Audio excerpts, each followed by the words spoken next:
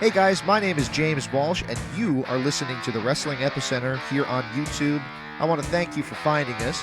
Please do me a favor and click that subscribe button and the notifications bell. And if you get the chance on this video, click the like button. If you do, it'll turn blue. Check it out. Also, check out WrestlingEpicenter.com for all this great content available in MP3 format, our online store that'll keep us going free and clear, daily news updates, as well as all the information from the history of professional wrestling you could possibly ever want. Check out WrestlingEpicenter.com online right now. Without any delay, let's get to your interview here on the Wrestling Epicenter. Hey gang, looking back at another Impact Wrestling TNA media call from the olden days. This one is from Slammiversary 2008 with Booker T. I noticed that there really is no existing audio footage of this. Audio footage, audio content, reels, whatever. And ours was pretty beat up, so what I did was I cleaned it way up. It actually sounds real good. The volume stays mostly steady, which is what the problem was. It was up and down on our recording, but I fixed it up pretty good. Hope you guys enjoyed this little piece of history, this piece of Impact Wrestling history, and I hope you could dig it, sucka.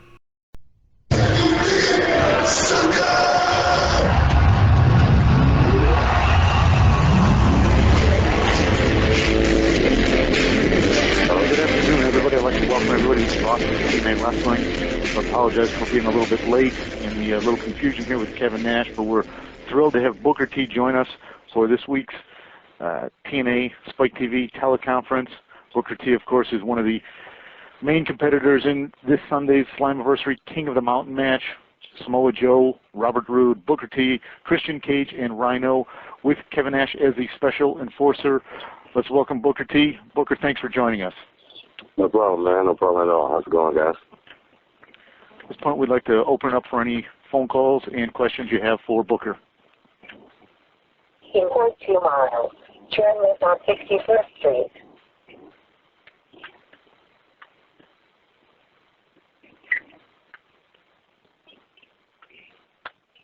$100.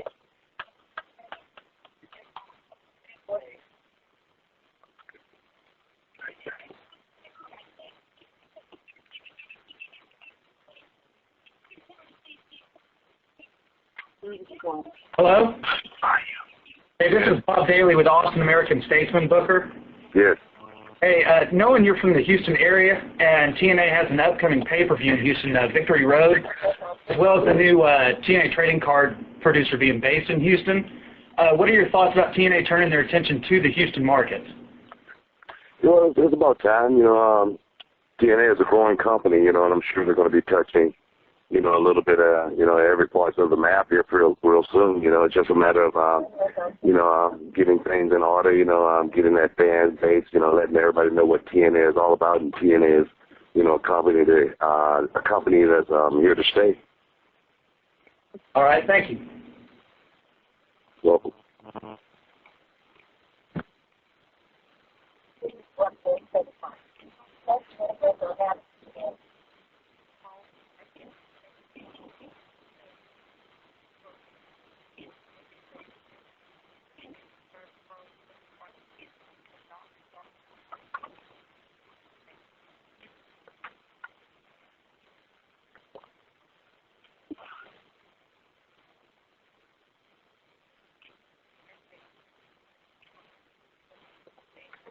Operator, I just want to make sure we have opened it up for any questions from the listeners. If you would like to ask a question at this time, please press star then the number 1 on your telephone keypad. Your first question comes from James Walsh. Hey, Booker, it's good to talk to you again. I had an opportunity to speak to you in the last TNA conference call, and it's great to speak to you one more time. Great. How's it going, man? It's going really good. I think I'm about as surprised to talk to you as I think you're as surprised to talk to the rest of us. Well, it's all good. Alrighty. The question I have for you is, we got a big pay-per-view coming up this Sunday, but leading up to the pay-per-view, we've had lower ratings than expected from all the companies. Vince McMahon's kind of gone into a Damage Control doing his $1 million thing, and TNA's ratings slipped just a little bit as well. What is the feeling backstage? Why is wrestling currently on a slight downturn? You know, that's a hard question, you know, but you got to look at you know, what we're competing against. We got a lot of competition out there with you know, UFC, WEC, you know, these guys, these companies are growing. They're growing fast. And it's just up to us, you know, change our marketing strategies, our marketing schemes, you know, to keep up, you know, with the today's, you know, the hip-hop crowd and what's going on, you know. And I think we're doing a pretty good job, but I think we're going to have to do a little bit better. And, you know, I think that's just business and the way the state of the world is right now. Alrighty, well, they said only one question, so thank you again. Once again, you are my 7-year-old's favorite wrestler, so it's great to see you. All right. Appreciate it. Thank you. Your next question comes from Patrick Kelly. Hello there, sir. How are you doing today? What's going on, Patrick? Nothing much, nothing much. It's been an honor and a pleasure to speak with you today. It's obviously a big surprise, but you've been one of my favorite wrestlers for years, so this is a nice treat for me. Thank you. First question I have for you, or I guess the only question I have, is you've already worked extensively with Robert Roode and did really well with him, but there are a lot of other young, fresh faces in TNA like AJ Styles and Samoa Joe. Who do you look forward to working with in the future? Well, you know, I want to give, you know, all the guys a chance, you know, to wrestle with Booker T. I mean, it's kind of like, you know, when I was coming up and I got a chance to wrestle with Ric Flair and, you know, Ricky the Dragon Steamboat. I got a chance to wrestle with, you know, Bret Hart. You know, I got a chance to wrestle with a lot of great legends, you know, and I learned a lot from those guys. So, you know, the thing I've had with Robert Roode, you know, I'm sure he's learned a lot over the, you know, the past 6 months, and, you know, and I passed a lot of, you know, experience and knowledge to him. And, you know, I'm looking forward to, you know, the next challenge. Next challenge, I'm looking at Samoa Joe. You know, King of the Mountain just beginning, being the king of TNA is something totally different, you know, so I'm just looking forward to the adventure. All right, well, thank you very much, Booker, and you have a good day. Thank you. Your next question is from Jim's Bars Alone. Booker, wanted you to touch a little bit on what your thoughts of playing the bad guy role and taking that, I believe the first time now for TNA and doing that, and how much you enjoy that. Well, you know, being the bad guy is kind of unique, you know. At this stage of my career, you know, I wouldn't necessarily say I'm the bad guy, but I'm the guy that just wants it all. I just want to, you know, I want to be the champion. I want to be the figurehead of the company. I want to be the one that, you know, pushes TNA to the next level as far as the ratings, as far as attendance, as far as you know, just putting the spotlight on TNA. A lot of guys have done a great job, you know, here, you know, before I've gotten here, such as, you know, the young guys, Samoa Joe, you know, AJ Styles, and then you got Christian Cage came in, then, you know, of course, Kurt Angle. Now you got the most decorated champion of all time, Booker T, you know, stepping into that spot right there, you know. But being the bad guy is just something that seems to fit my character at this point in stage of the game. And I think that's what it is. It's great. Thank you. Your next question comes from Ryan Ryder. Hey, Booker, how's it going? What's going on, man? Well, this Sunday night, a celebration, the 6th anniversary of TNA, of course, Slammiversary. I know you haven't been in the company too long as of yet, but what have been your favorite moments in TNA, and what should we expect from you as being a part of the King of the Mountain match? You know, there's something new for me, you know, as far as King of the Mountain match, you know, it's a different style of match, you know, but just a different stage, like I said, of my career, the beginning of the end of the beginning, that's what I call it.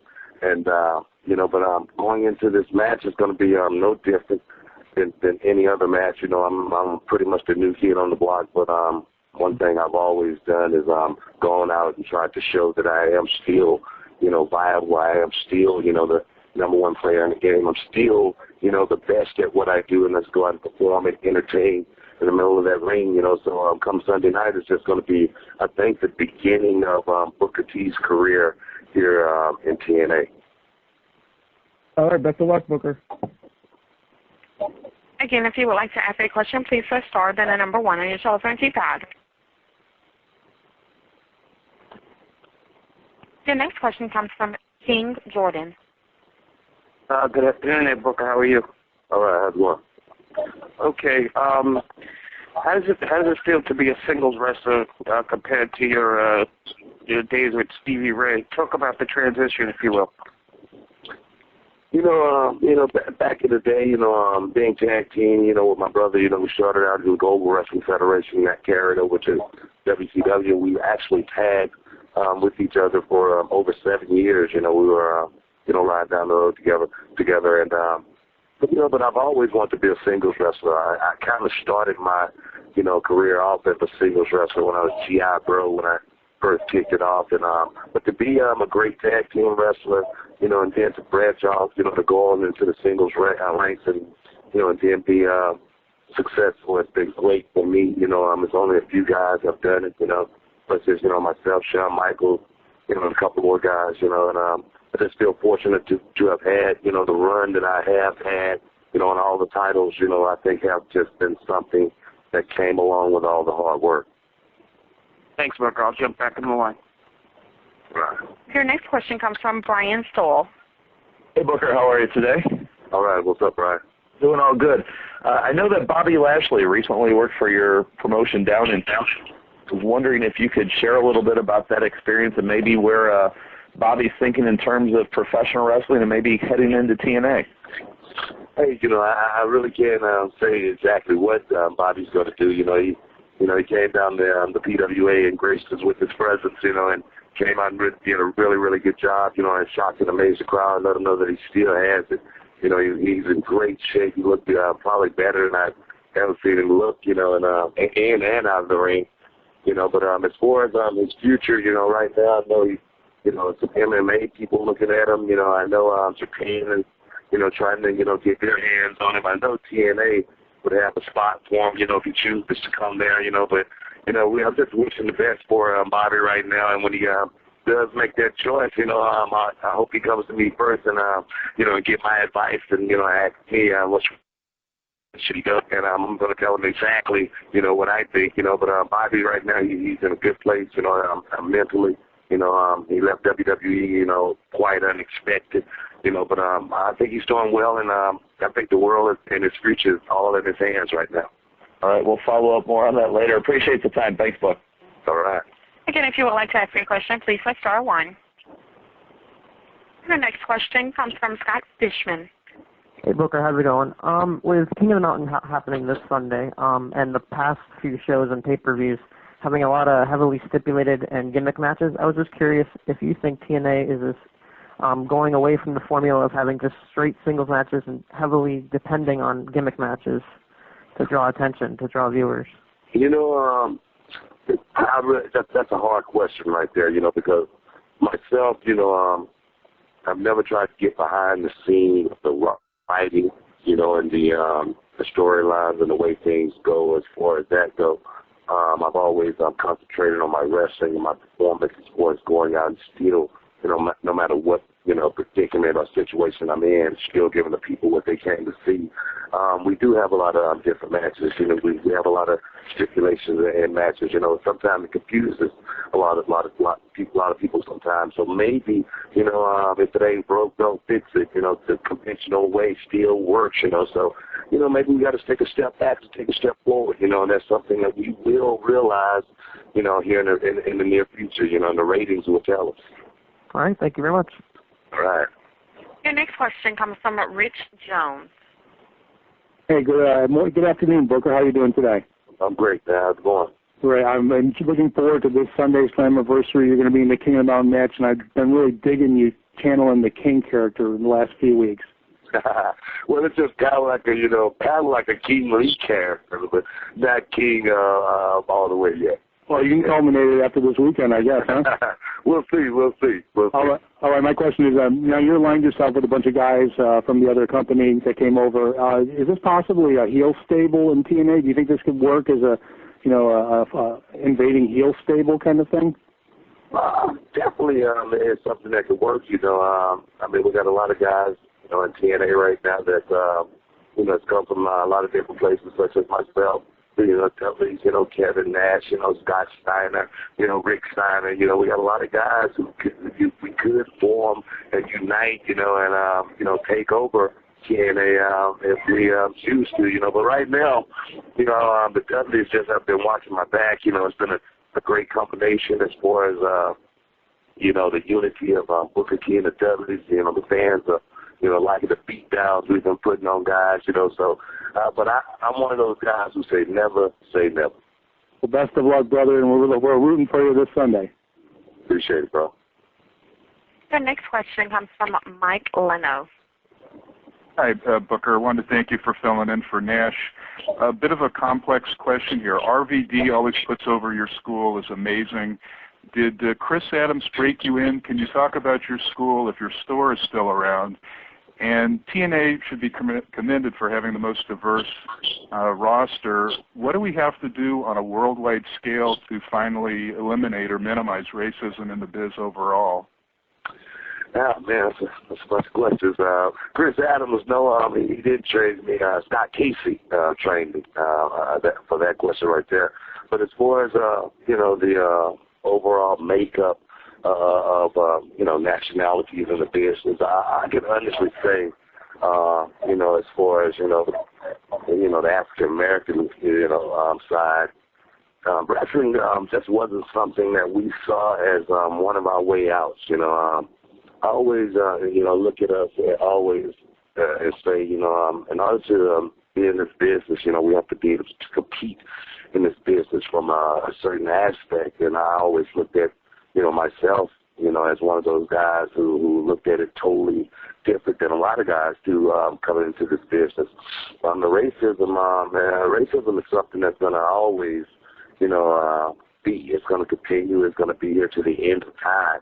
But a guy told me, a long time ago, and actually when I first got in this business, Ox Baker, he saw me and, he saw that I had talent, and he told me, that I was going to, come up against a lot of barriers in this business. I was going to meet with a lot of racism. A lot of people going to keep me down. He told me, but I had talent, to be able to come through that. But if I had the mental to go along with it as well, I could, pretty much, defeat anything that I come up against. And I remember that all the time, and still to this day, I use that psychology, and I've become one of the greatest wrestlers of all time due to the way I've carried myself in and out of the ring. So I don't think it's them trying to keep us out. I just think it's us, needing to know how to get in from a certain perspective. Thank you. I'll shut up. But tell us a little about your school and if your store is still around. No, my store, I had to shut that down. I got into something I had to know a little bit more about, which is wrestling. And but my school is thriving. It is something that's growing. We're going into our 5th year. We're going into our 9th month. Doing our shows on a consecutive basis. And it's going great. I got over 40 students trying to teach wrestling the right way, to let them know what it takes to make it in the locker room, opposed to what it takes to make it in the ring. Because I said, if you can't make it in the locker room, there's no way you can make it in the ring. So it's going great. It's going great. Can't be better. Continued success to you. Thank you. Your next question is a follow-up question from Jim Barzalone. Yeah, Booker, I want to talk a little bit or address the subject of Charmel has been in the business with you during a later time in your wrestling career. Some of the younger guys have relationships with female wrestlers or female divas or people in the business. Do you think it's harder, though, having someone in the business overall? I mean, your situation, I think, is one of the exceptions, if I'm not off base on that. But I just wanted to get your take a little bit on that, and if you had any advice for any of the guys that might be involved with anybody that's in the business. Well, I mean, it's really hard. I mean, it's for most guys, because you got to have a total connection. There's got to be a trust factor. My wife and I, we are two totally, people that's in sync with each other and knowing what life is all about, and what it takes to make it. For 20 years, we're totally in tune with each other. We're our best friends. And we cover each other's back. If I get in a fight, she's going to be right there with me, as she has in the past. But with the young guys, they got to know what this business is about. It's not about playtime. It's not about coming out here and how many, bars you can hang out in, how many, girls you can bag or anything like that, or anything like that. Especially when you're in a relationship, you got to know exactly what you're out here for. It's about getting in this business and being able to retire and retire successfully, and that's what I teach and talk to the young guys about, and if they have a female along, with them, just make sure, that, they're both in it for the same things, but the trust factor has to be there. I can go on the road. My wife is at home. She doesn't, suspect anything because there isn't anything going on, and vice versa when she's at home. I'm not, thinking anything is going on. It's got to be a trust factor. And I think that just comes from her and I both being in the business, not just the wrestling business, but the entertainment business, and knowing it's really, really hard out here. It's not a party. Thank you. Your next question comes from Greg Oliver. Hey, Booker. Yeah, you just stole my question on Charmel, but the pluses and minuses of being on the road with your wife. But one of your old influences, Sid Vicious, has been angling to try and get back into the big time, whether it's WWE or TNA. Do you ever keep in touch with Sid? And you think he's got one more run in him? I hadn't talked to Sid in quite some time, but Sid is the person that got me in WCW back in the day. Yeah, I just watched him on television actually, but Sid's the guy who got me in the WCW. I didn't know him. We didn't have any relationship or anything, and called me one day when we were performing in Global on a Friday night and asked us how would we like to get in, the big time, how would we like to come to WCW, and we said man, we would love it, and 6 months later we were there, so I actually stayed with Sid Vicious for about 3 or 4 months in his apartment. How good of a guy. The guy really has a big heart, a lot of people, may have a lot of different impressions of Sid. Sid has always been one of those imbalanced type of guys. One day he could be the nicest guy in the world, and the next day he's going to rip your head off. But Sid is great. I know there's still something here left in this business for him. And Sid chose to, get in. I hope he would, give me a call, get in touch with me. I love to, work with him and, help him just like he helped me. Well, thanks, Booker. Your next question comes from Steve Wilson. Hey, Booker, as a guy who has, in the past been given the chance to carry multiple different companies and, for that matter, work with many guys who have carried companies, your thoughts on Samoa Joe and him taking TNA to the next level as champion? Well, Samoa Joe, he is the future. No matter how you look at it, Samoa Joe is the future. The guy has all the skills. He has all the techniques. He's not, the prototype, body of a wrestler that you normally would see. But that's the uniqueness about Joe. He has a lot to learn as well, though. Getting on the mic, knowing how to talk, knowing how to make things real to him. Knowing how to, make things. Knowing how to feel a little bit more, and such as I did also when I went to WWE, from WCW, I had a whole lot I had to learn, and it's just a matter of him, putting himself in that position. But I think Joe is a perfect candidate, for one, to carry TNA to the next level. Excellent, thanks. Your next question comes from Scott Fishman. Hey, Booker. You mentioned the success of your school. I was just curious if there was any truth, because there was some talk about TNA actually using your school as kind of like a developmental territory or someone, where to get students to actually come into TNA or develop their skills.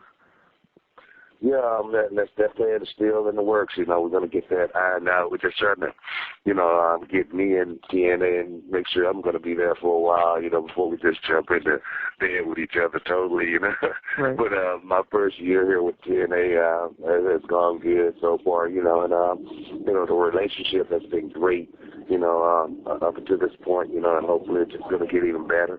And, hopefully, the school and TNA are coming together where we can really promote it and really, like I say, put wrestling back on the map, the way I see it and the way I saw it when I was coming up, and that's pretty much what it's all about. But hopefully we'll get there soon.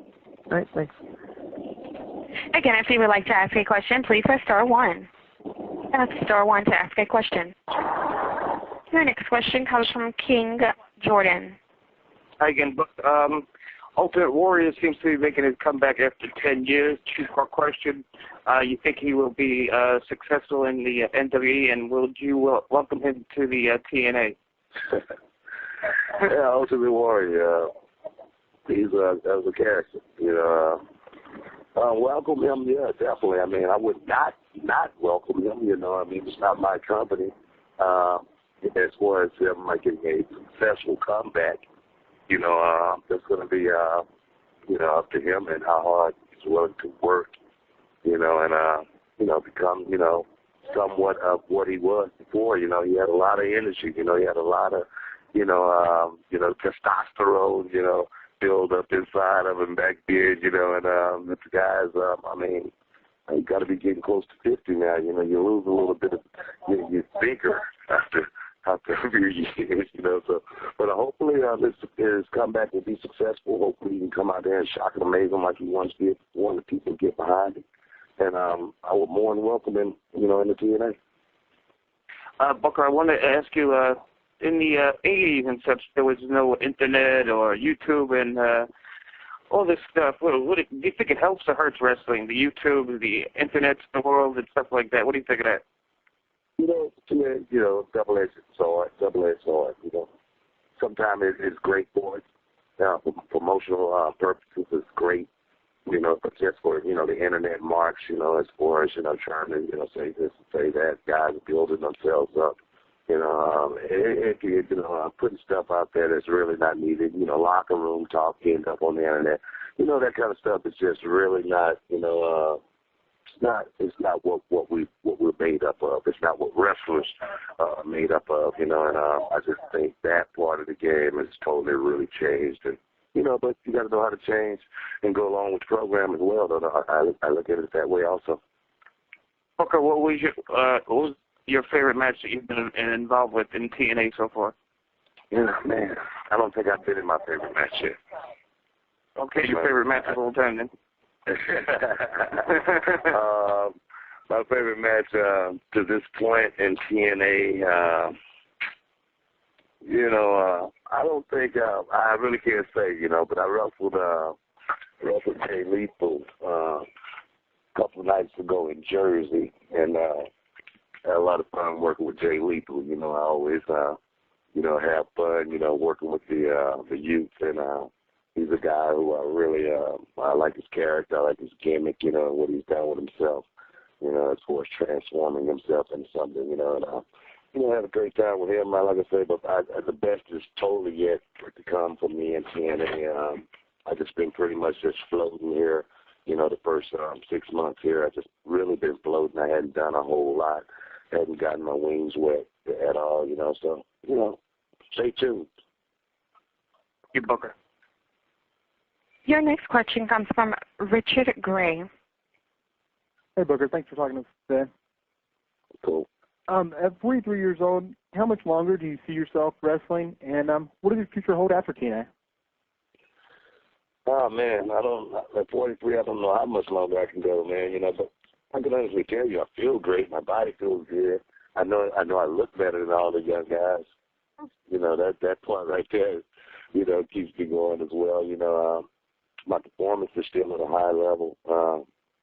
You know, I never say never. I don't know how long I can go. You know, my retirement plan was to retire at 40, and I got to 40, and I still was pretty good. And, you know, and the best was had not even happened for me even at that stage, you know, so I'm just going along with it right now, just floating and rolling the dice, you know. TNA, they want me right now. However long they want to keep me around, you know. We'll stick around for a little while, you know. Is there anyone in particular you would like to work with before you retire? You know, there's only one person I haven't wrestled in my career, you know, and, you know, that I always wanted to get in the ring with just to see how good I really was, you know, and that was Shawn Michaels, you know, but I don't think that'll ever happen. You know, it's a dream match, you know, that they can put on a video game or something, you know. All right, thanks a lot. Good luck on Sunday. All right. Your next question comes from Rich Jones. Hello again, Booker. What's going on, man? Yeah. I wondered, you worked with Ric Flair in WCW. Do you have any thoughts on this whole retirement angle that happened? It was great. I can honestly say that. The build up to it, was anticipating, whether he was going to lose or whatnot. That was really great, and then for him to go out and have a great match with, like I say, one of the two greatest workers of all time, Shawn Michaels. It was great. The match was it was a memorable match. It's something that you just had to see. It's time for him to make that step into the next stage of life. Ric Flair's done it, and he's done it well. He's the ambassador of professional wrestling. He's the greatest professional wrestler of all time. So it's only fitting, for him to, go out the way he came in. Do you ever think that someone will ever get that kind of honor ending their career? I don't know. You never know. People say that about, Michael Jordan. They say it about the guys before him, and they're going to say it about guys after him as well. A lot of great wrestlers, a lot of guys who've come up and put a lot of heart into this business, and that's really what it's all about, and that's what the fans really remember. The fans don't really remember, Ric Flair being a bad guy and how many people's eyes he's raked. They just remember, how much he really gave to the sport and the entertainment of professional wrestling. Beautiful. One more before I let you go. Are you having fun doing some of those TNA road shows, and are you looking forward to doing some more? Definitely, I love going to these places I hadn't been able to go to in quite some time, especially before, my career is over. A lot of these people I hadn't seen in a long time, and that's the good part about being able to go into a lot of these rural areas, and see some of the signs, and see some of the old pictures, people have of me from back in the day that they had wanted to get signed for so long, so it's great, actually. It's really cool, and that's working in Universal Studios, playing in a place that, I started back with WCW, doing Saturday night, in the same lot, the same studio, it's cool, it's just like a total 360 of my life and career, in professional wrestling. All right, good luck this weekend. Appreciate it. Your next question comes from Kevin Eek. That's Kevin Eck from Baltimore Sun. Hey, Booker. What's going on, man? Not too much. Hey, there was a general question earlier about racism in wrestling. I want to ask you a more specific question. There's been a lot of talk recently about racism in the company you used to work for, WWE. What was your experience like there, and specifically working with Michael Hayes? Well, I don't know what's going on there with, the issue with Michael Hayes. Michael Hayes always thought he was black. That's what it's not to do with me. He's always been a black guy in a white body, even on television, the way he acts. And when he was a wrestler back in the day, his motto, his way he walked, the way he talked. So. I don't look at Michael Hayes as a racist myself. I've been around Michael, for many, many years. And I actually heard him, use the N-word before. But, Michael Hayes has been one of the persons who could get away with using it around me because I knew there was no malice involved, but I don't know what is going on with other people. And how other people have taken it. And, sometimes, people, if you're not from that walk of life, you don't know how people really are and what they really mean about what they're saying, so you might get heat from one person that you might not get heat from, That another person might say it around me, they might get heat from it, you know what I mean? Right. So it's totally, two totally walks of life. I don't know what's going on right now, and, as far as the thing with Michael Hayes up there, but, hopefully it'll get through it. Okay, thanks, Booker. Yeah. Again, if you would like to ask a question, please press star, then the number 1. Your next question comes from Jim Barzalone. Yeah, I wanted to follow up on the question concerning the Internet per se, and you mentioned how it could be a double-edged sword. With this whole issue with the Hogan situation, with the tapes being released, what were your thoughts? I don't even know if you've heard them, but even if not, what are your thoughts, though, of conversations like that, I guess from a jail, being released like that to the general public?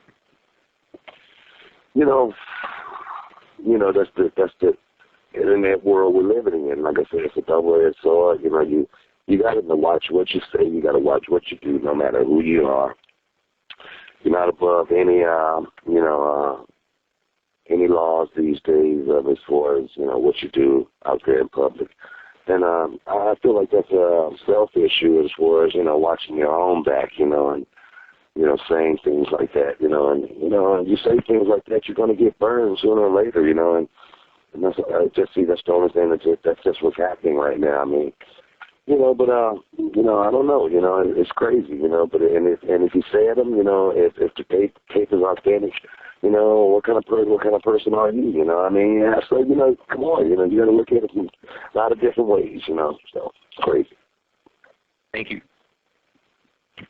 Your next question comes from Scott Fishman. Booker, it was hinted kind of a few weeks ago on Impact, and I just wanted to get your thoughts on maybe possibly working with Sting again, and what could be maybe his final run in professional wrestling right now.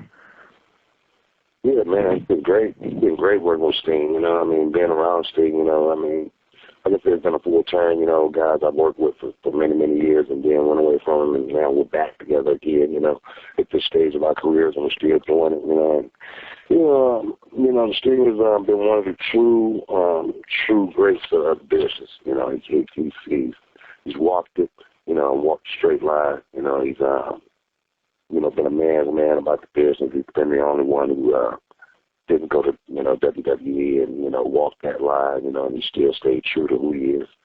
And people still love him, and I'm one of those guys, and I'm in TNA, perhaps, because of Sting, a couple more guys, who spoke up for me, before I got there, because I just didn't expect to ride in there on who I, was and how many titles I had or anything like that. You're not a person of your word, if people don't like you, you're not going to get anywhere in this business.